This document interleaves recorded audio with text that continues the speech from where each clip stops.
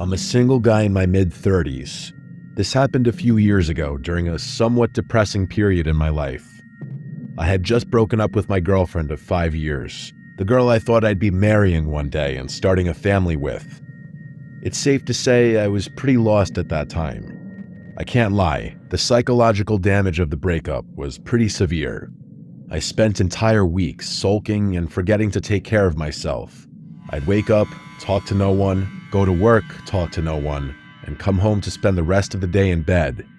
The weekends were even worse. I'd forget to eat and I wouldn't leave the house. I'd binge watch movie after mind-numbing movie, not even realizing what I was watching half the time. But enough with the sob story. I'm much better now, although I still often think about the life I could have had if things went differently. Anyway, it was a Saturday night. I was slumped on the couch, barely moving except to hit play on another random movie. I couldn't even tell you what it was. Just another mindless action flick I'd forget about by the time it ended. For context, I was in my room, which is on the second floor of my house.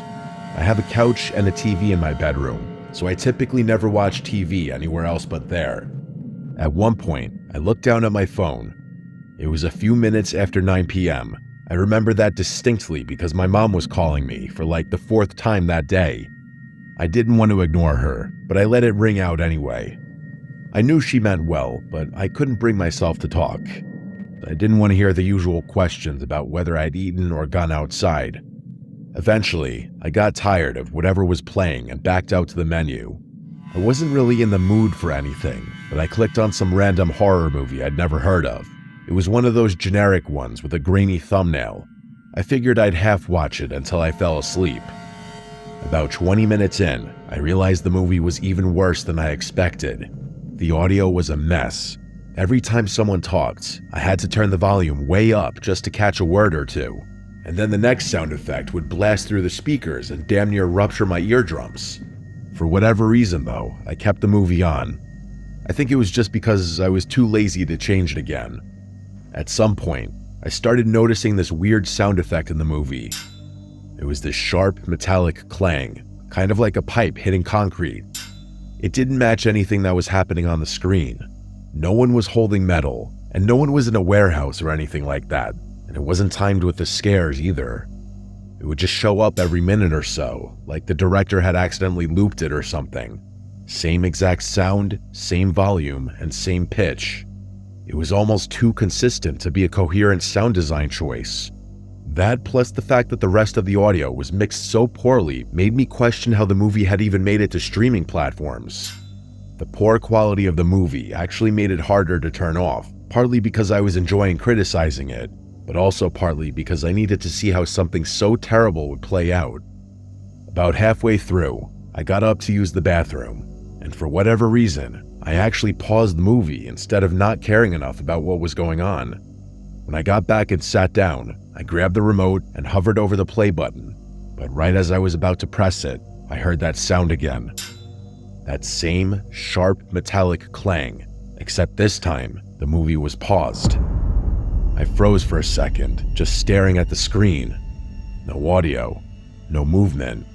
The sound had been clear as day, and it had come from somewhere inside the house. That's when it clicked. It had never been part of the movie. I stayed completely still, trying to make sure I hadn't imagined it. I watched the paused screen and just listened, hoping my mind had just been playing a trick on me. But then, about 45 seconds later, there it was again. The exact same clang. I didn't waste another second. I immediately jumped up, grabbed a knife from my desk, and started moving room to room, frantically checking every place someone could possibly be hiding. Every room in the house was clear though. There was no one. In fact, there were no signs that anything was out of place either. But as I walked back up the stairs with my heart still pounding, I heard the clang again. It wasn't as loud this time, meaning it must have been coming from my room, where I had been watching the movie. But I had been sitting there the whole time, so that didn't make any sense. That's when it hit me. I had a few windows open. It was spring, and the weather had finally started warming up, so I'd gotten into the habit of cracking them in the evenings to let some air in. I started thinking maybe the sound wasn't coming from inside the house at all. maybe it had been coming from right outside the house this whole time. I don't know why, but that thought scared me even more. I went over to the window and pushed the curtain aside just enough to get a look at the backyard, and there it was. One of the deck chairs was sitting out in the middle of the lawn, maybe 20 feet from the house, and standing next to the chair was a kid, a young kid. I couldn't really make out any of his facial features given that it was so dark out, but the silhouette was way too small to be an adult. It was 100% a little kid.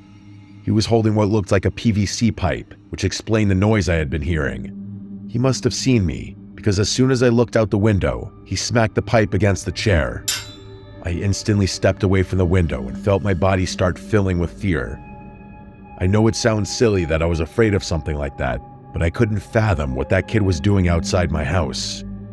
Did he have some kind of mental disorder? It didn't make sense. And then I thought about the fact that he must have been standing out there for nearly an hour, which freaked me out even more. I tried to slow my breathing and think rationally. Maybe the kid was lost. Maybe he had wandered off from a nearby house and didn't know how to get back. I told myself I couldn't just stand there and do nothing. So I went down the stairs and made my way through the house toward the back door, trying to keep calm. I even turned on the porch light, thinking it might help the kid feel less spooked, or at least give me a better look at him. As I was turning the doorknob, I froze. Something about it felt wrong, like I was walking into some kind of trap. If that kid were really lost, wouldn't he ring my doorbell or call out to me through my window?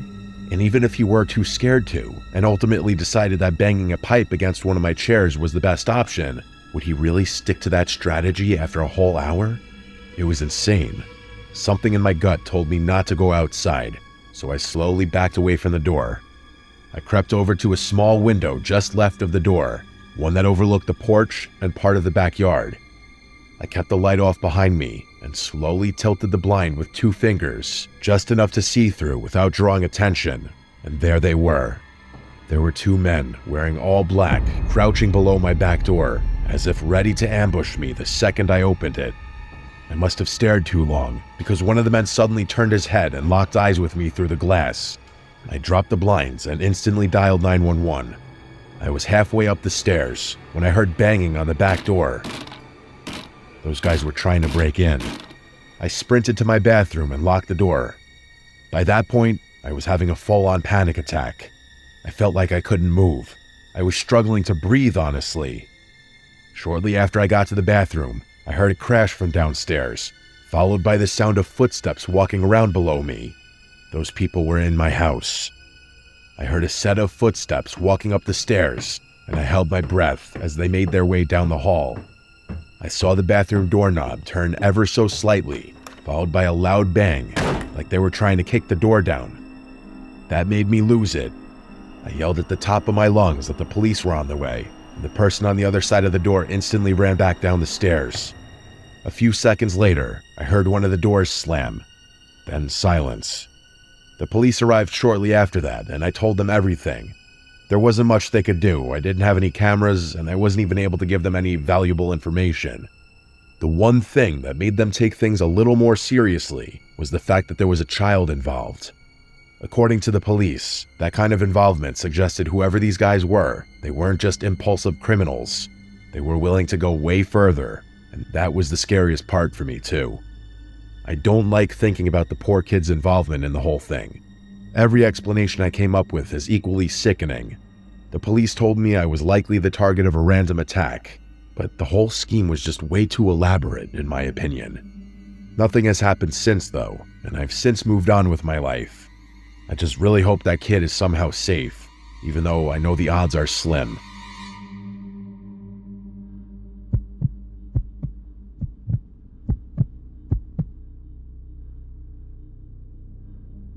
It's currently 2024 as I'm writing this. I'm a senior and I'm graduating in a couple weeks. Let me give you all a very brief rant. I never understood how most of my friends could survive a whole week-long spring break trip to Miami or some other party destination. I simply can't. So for every year of college, spring break was an excuse for me to just go home and relax. This past spring break was no different. I'd essentially be going off the grid for a week, taking a break from grueling schoolwork and mindless drama. I was actually really pissed because I had been working on a flawless regrade request for a midterm I had just taken, and my scummy TA denied it for no good reason. But anyway, it was a Monday morning. I didn't really have any plans, just needed to get a workout in, but that was about it. I've always been a morning workout guy. It's the one thing that makes me feel like I have my life together.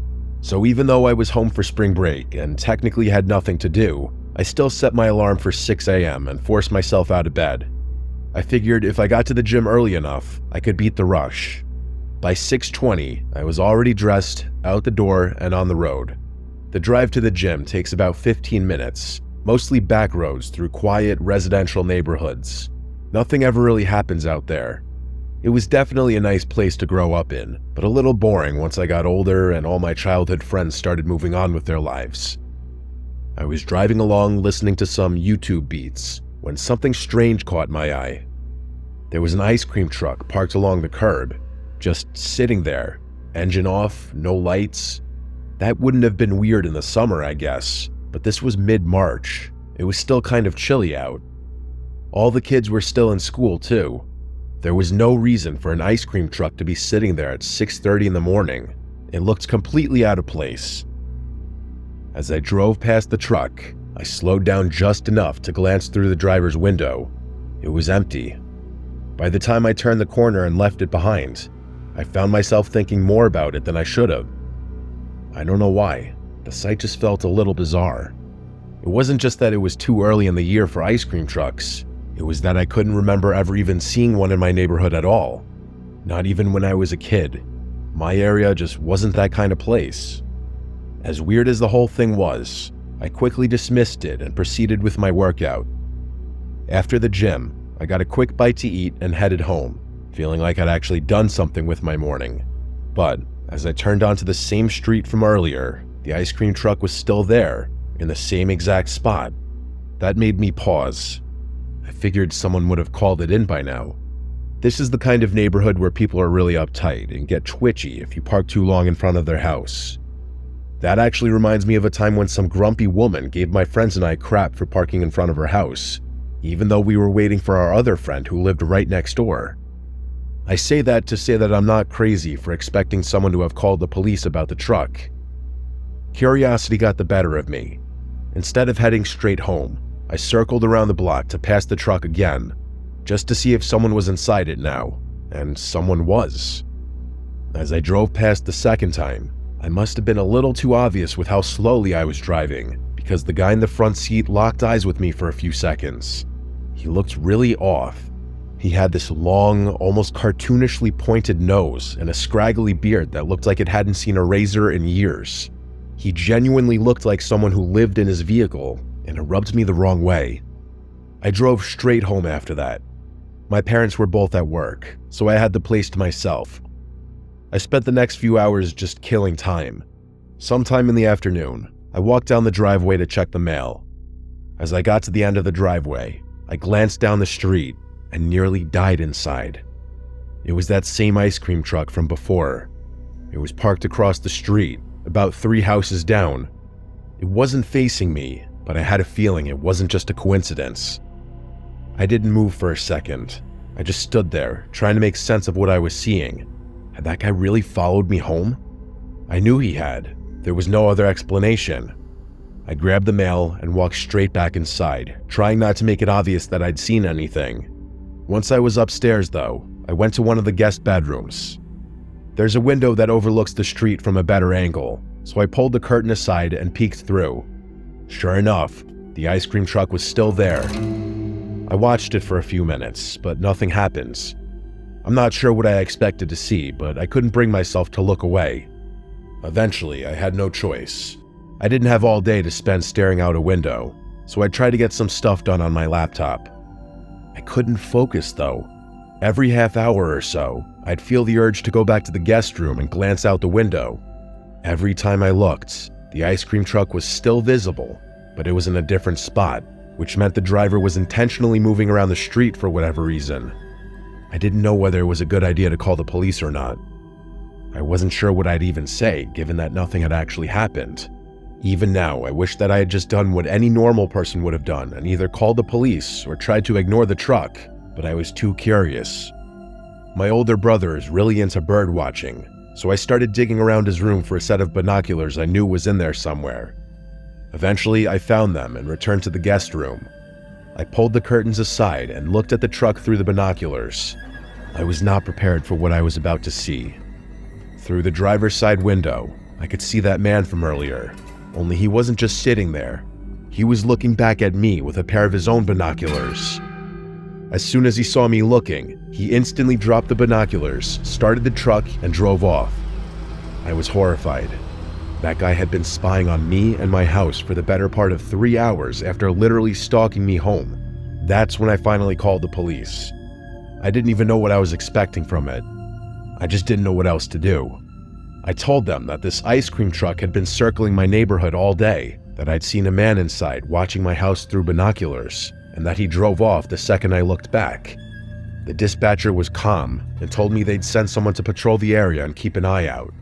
She told me it should be relatively easy to spot an ice cream truck given how distinctive they were. Then she hung up. I didn't know what else to do after that. When my parents got home a little while later, I filled them in.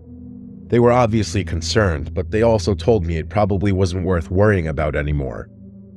I was pretty tired by then, so I fell asleep pretty quickly. Sometime later, I woke randomly in the middle of the night. Instinctively, I grabbed my phone off my nightstand. It was sometime just after 3 a.m. I sat there in bed, trying to figure out what had woken me up, when I heard it. Music.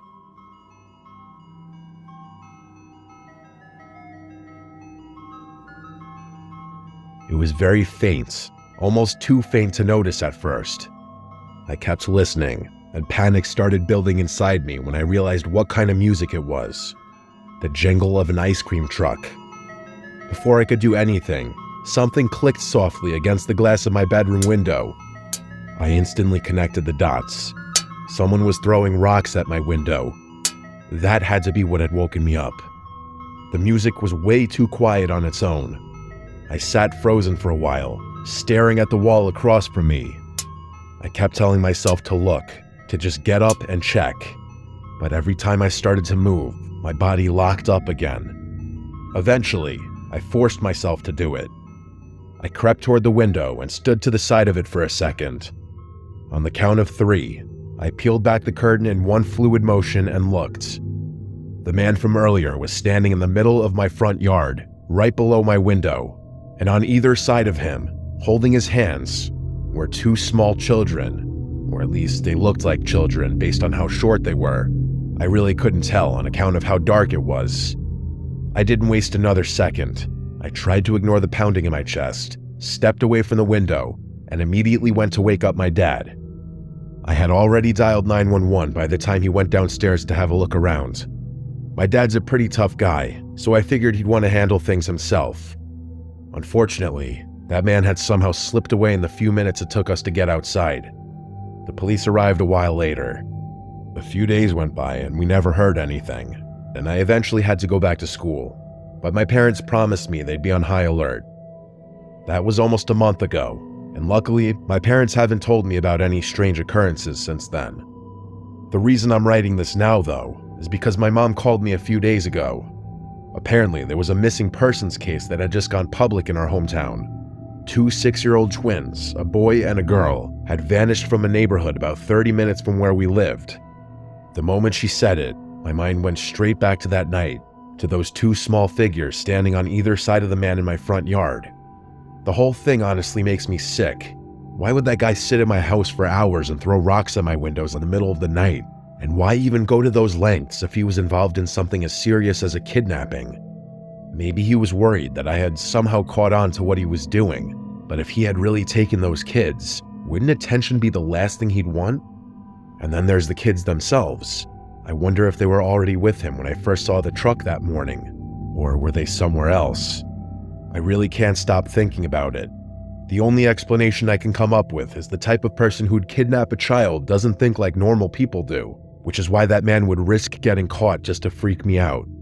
My mom followed up with the police to try and shed some light on the case and our possible connection to it. If anything ever happens, I will send an update.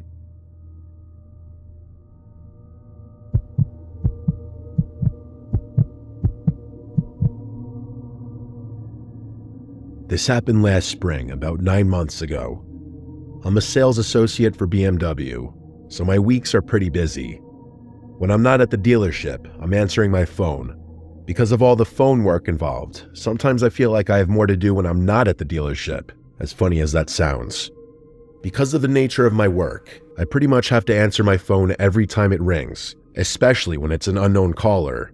So, as you'd expect, I get a lot of scam calls, but I have no choice but to answer, just in case it's a client or an interested party. One night, sometime after 10 p.m., my phone started ringing. It was a number my phone didn't recognize. Normally, I would have picked up without thinking, but this time I was already in bed halfway through winding down. Something about how late it was just made me let it ring out. They didn't leave a voicemail. I figured if it was important, they'd leave one. But a few minutes later, the same number called again. I sat up and answered it. I was a little irritated, but I still tried to keep my voice polite, just in case it was someone serious.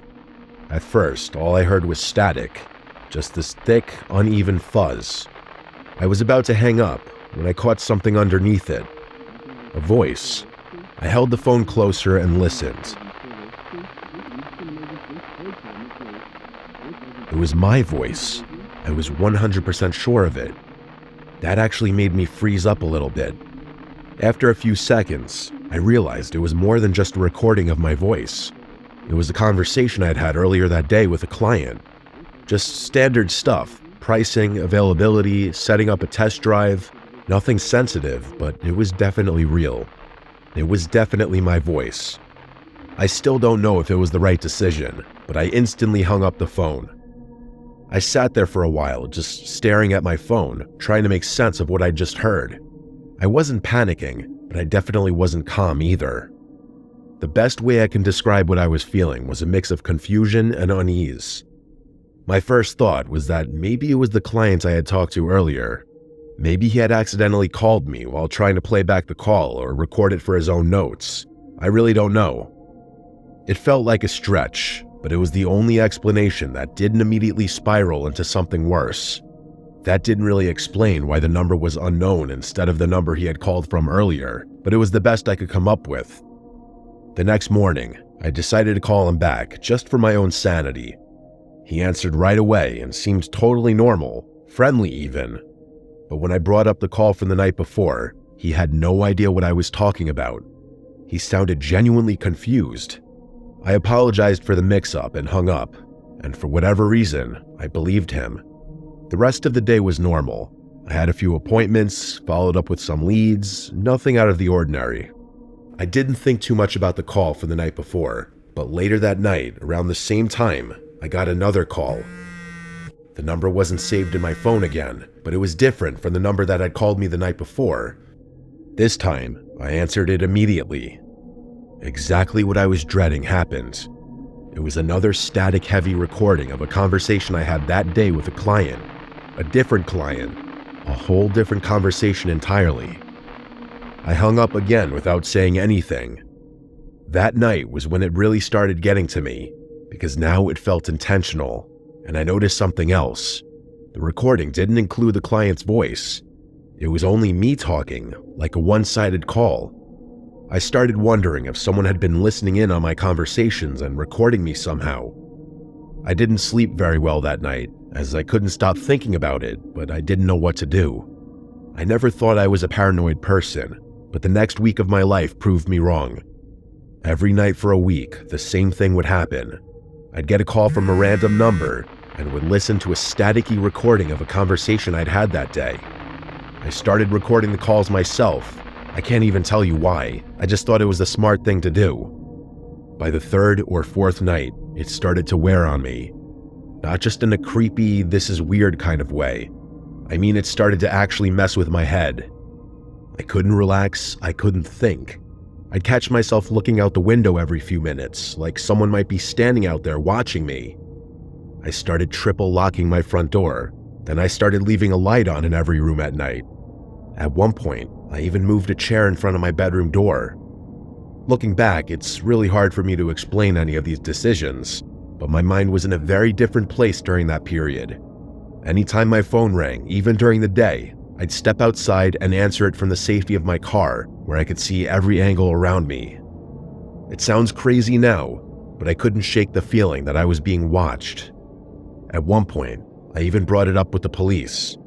I felt ridiculous doing it, but I figured if someone was monitoring me, I had to at least make some kind of report. The officer I spoke to was polite enough, but I could tell right away they didn't take it seriously. He said they could try looking into the numbers, but unless there was a direct threat or evidence of harassment, there wasn't much they could do. I don't know if they actually tried to trace the calls or just filed it away and forgot about it. Either way, it didn't help. If anything, it made me feel more alone in it. A few days later, though, the calls suddenly stopped. That week of obsessively checking my surroundings and answering calls from my car must have deterred whoever was harassing me. Part of me wanted to believe it was over, but I couldn't relax. If anything, the sudden absence of contact actually caused me to spiral even further into paranoia. My mom is schizophrenic, so I always figured I was predisposed to developing some kind of mental condition, but it was literally happening right before my very eyes.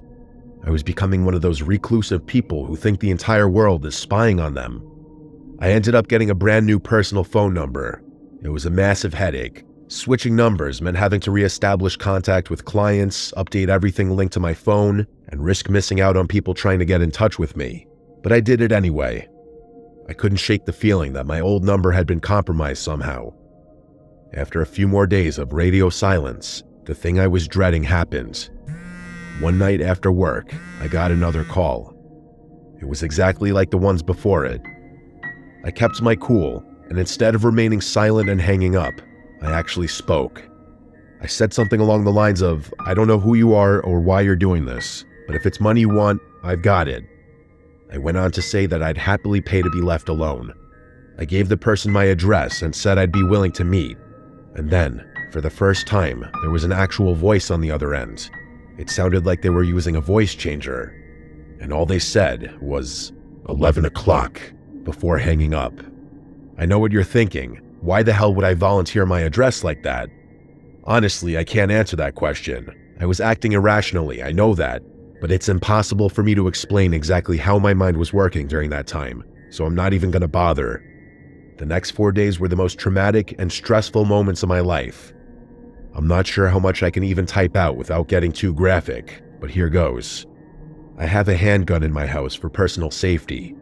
I grabbed it from my room, loaded it, and sat at my kitchen table and waited. I can't even begin to explain all the thoughts that were bouncing around in my head as I sat there. I contemplated a lot of things in those 4 hours. I'd go as far as to say that had it not been for sheer chance, I might not be typing this out right now. Just thinking about that night gives me a sickening feeling. 11 p.m. came and went, and no one showed up. There's no telling what I would have done had they actually showed up. I ended up sleeping at the kitchen table with the gun in my hand. It was by far the worst night of my life, but thankfully, that was the end of it. I never got another mysterious call again, but that didn't change the fact that that person had done irreparable damage to my mental state. It took me a lot of therapy and time off work to recover fully, and I still get chills thinking about how easily I was almost driven to complete madness. I will never have an explanation for what happened to me. I have no idea how that person recorded my conversations or who they even were. I have no idea why they harassed me or why they stopped for that matter. I've since moved out of that house, but there's not much I can do beyond that. If anything, this experience has made me a lot more fearful of the future. I can't help but think that I'm destined to end up just like my mom. Hopefully getting this out there will help me heal in some way.